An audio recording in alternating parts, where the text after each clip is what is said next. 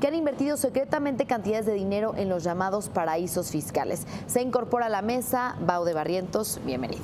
Hola, sí. Pues bueno, en esta investigación se habla de personas de muchas partes del mundo, pero entre ellas vemos a gente de miembros del gabinete del presidente Donald Trump en Estados Unidos, también vemos empresarios cercanos a Donald Trump. ¿Qué les dice esto? Sí, definitivamente en esta nueva lista, ¿no?, de Paradise Papers aparecen, tal y como acabas de mencionar, el secretario Ross. También aparecen varias empresas, por ejemplo Apple, Nike, y varios políticos, ¿no?, tanto latinoamericanos, mundiales, ¿no?, por ejemplo el presidente de Colombia, Juan Manuel Santos.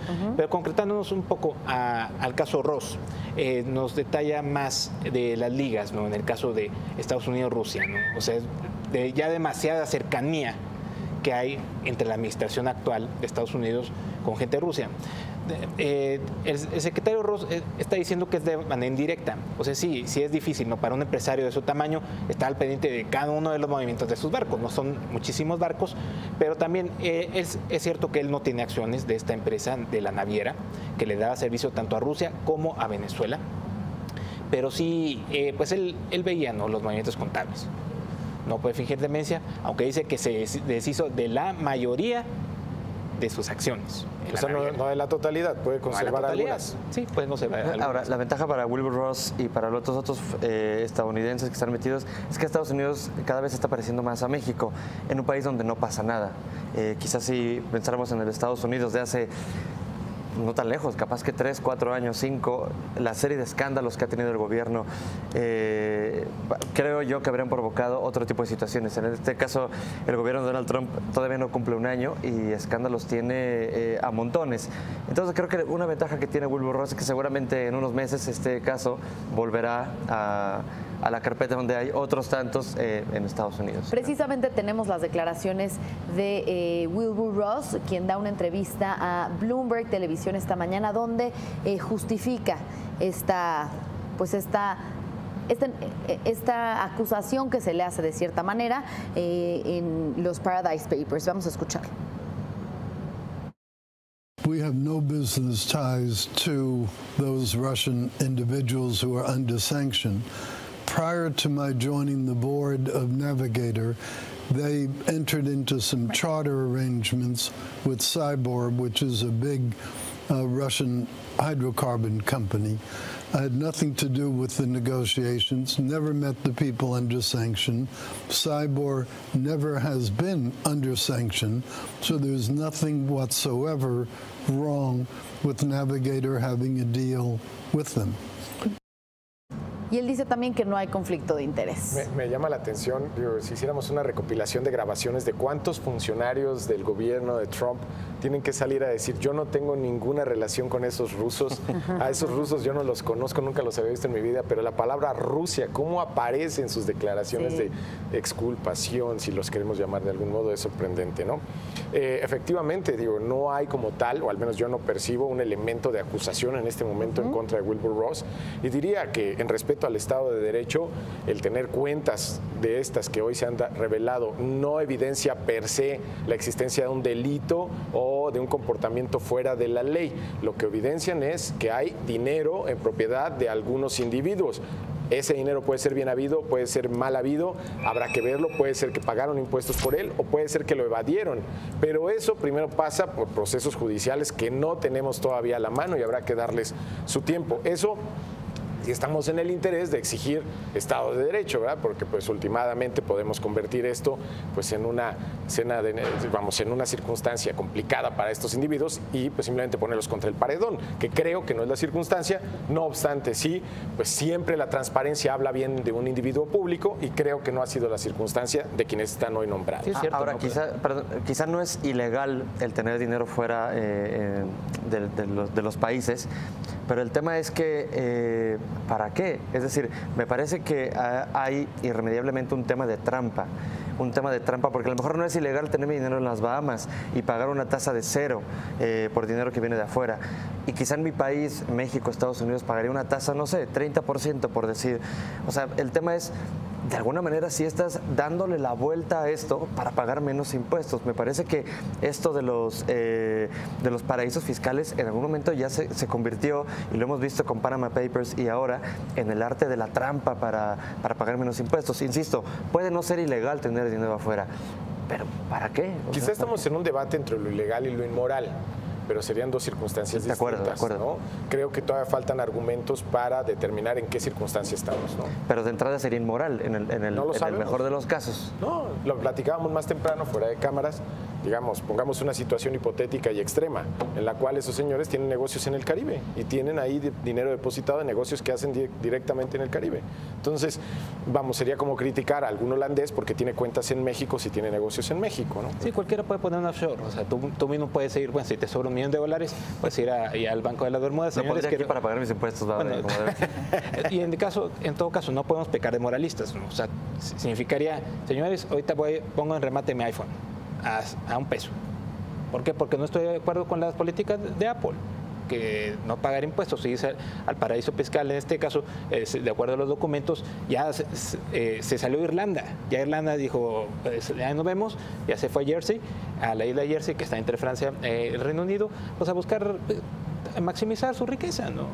Pero el tema es esto, hacen esto para de alguna manera darle vuelta. Bueno, si tienes negocios en las Bahamas, que deberán ser, perdón, pero muy pocos, el punto es, hacen esto para darle la vuelta a sus legislaciones fiscales locales. Bueno, aunque no lo estamos presumiendo, la vuelta.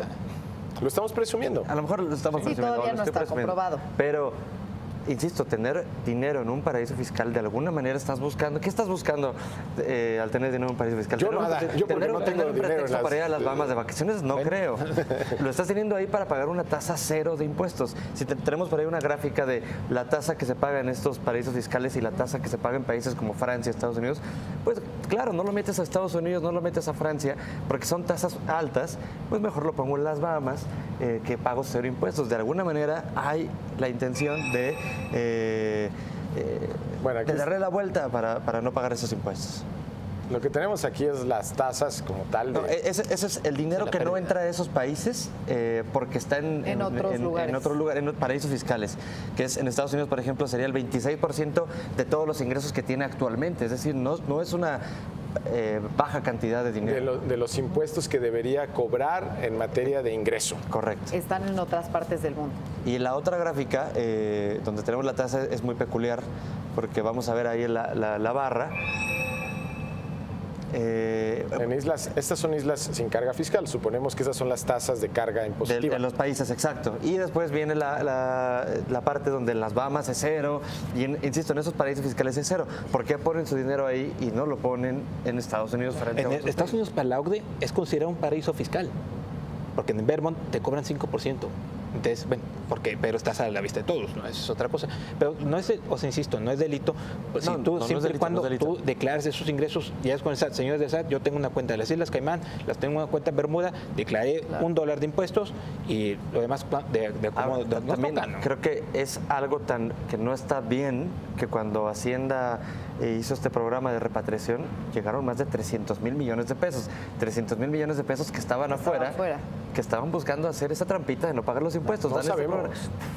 Ahora, sin duda esto es algo que pone Tienes derecho a suponerlo. Que pone bajo la lupa a estos miembros del gabinete de Trump, algunos empresarios allegados a él, que bueno, en un momento en el que pues la Casa Blanca hemos visto crisis como la de Paul Manafort, Rick Gates y otros miembros de su gabinete que han salido y pues no hay una situación, digamos, en estos momentos óptima en la Casa Blanca, ¿no? Pero lo que sí es coincidencia, entre comillas, el hecho de que todo este dinero de las corporaciones de Estados Unidos aparezca precisamente cuando se está negociando, ¿no?, la reforma fiscal de Trump, de que les va a cobrar una tasa de 12%, sí, siempre y cuando te lo traes en efectivo. Todo ese dinero, ¿no? Estamos hablando de casi $3 billones solo de Estados Unidos. Bien. De hecho, los demócratas pidieron que se le lleven con calma después de este tema. Mi conclusión pues es eso. Quizá no es algo ilegal, pero el tema de estos paraísos fiscales me da la impresión de que en la mayoría de los casos siempre es buscando hacer trampa, y creo que las legislaciones de cada país, incluso los acuerdos fiscales, que incluso para este caso de Bermudas, muchos acuerdos fiscales ayudaron a que se hicieran este tipo de, que dinero se pusiera en estos paraísos fiscales. Creo que deberíamos ir a un mundo quizá ideal de no tener que hacer la trampa para evadir impuestos. Porque aparte creo que eso aumenta siempre la desigualdad en los países. Los pobres se hacen más pobres y los ricos pues más ricos.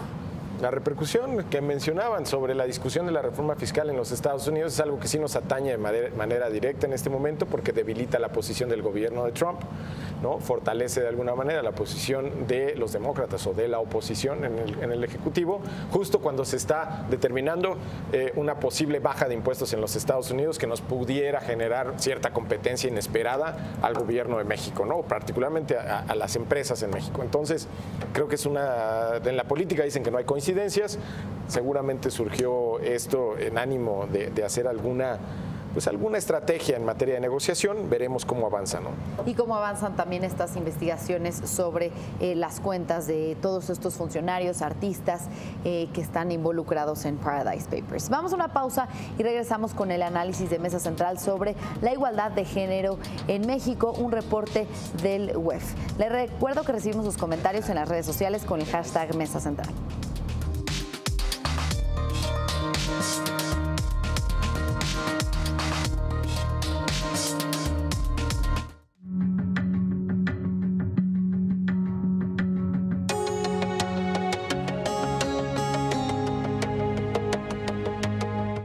Blanca Becerril y Héctor Jiménez Landín registran la información política indispensable para la toma de decisiones. Bitácora Política, con Blanca Becerril y Héctor Jiménez Landín, lunes a viernes, 7 de la noche. Porque reconoces lo importante, el financiero Bloomberg.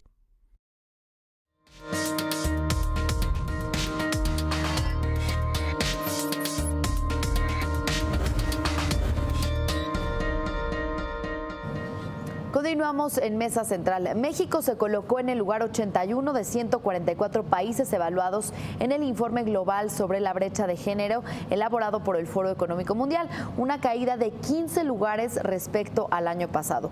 De acuerdo con el estudio, México reabre su brecha de género en salud y experimenta una disminución